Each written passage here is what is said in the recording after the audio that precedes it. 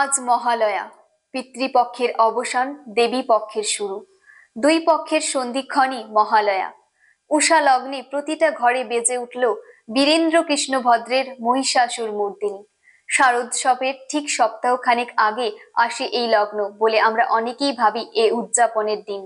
তবে সনাতন ধর্মে এদিন 14 পুরুষের প্রতি শ্রদ্ধাঞ্জলি নিবেদনের দিন বলে গণ্য করা হয়। ধর্মের ব্যাখ্যা বলে, মহালয়ার এই পূর্ণ তিথিতে মর্তলোকে আসেন পূর্বশরীদের আত্মারা।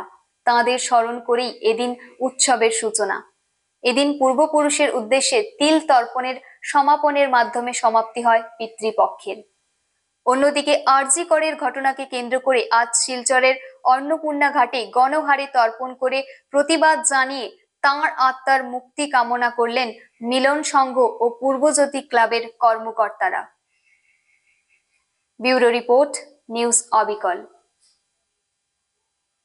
हरे राम राम राम हरे कृष्ण हरे राम राम रूप दिया उठी हाथे दिता करी ना হয় আবার আচ্ছা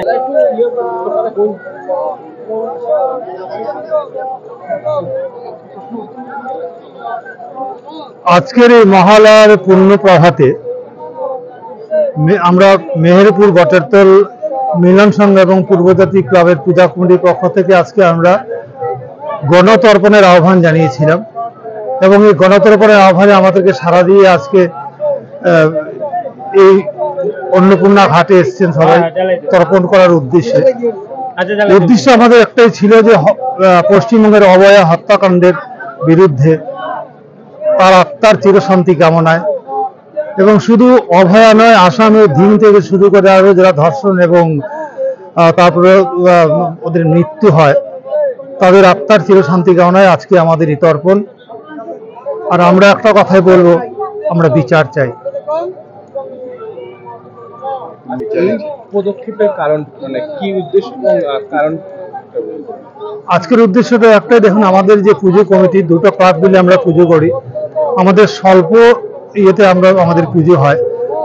আর আমরা এই থিমটাই নিয়েছিলাম, প্রতিবাদী থিম, যে অভয়ার বিচার চাই এবং দোষীদের খুঁজে বের করে তাদের দৃষ্টান্তমূলক শাস্তি হোক,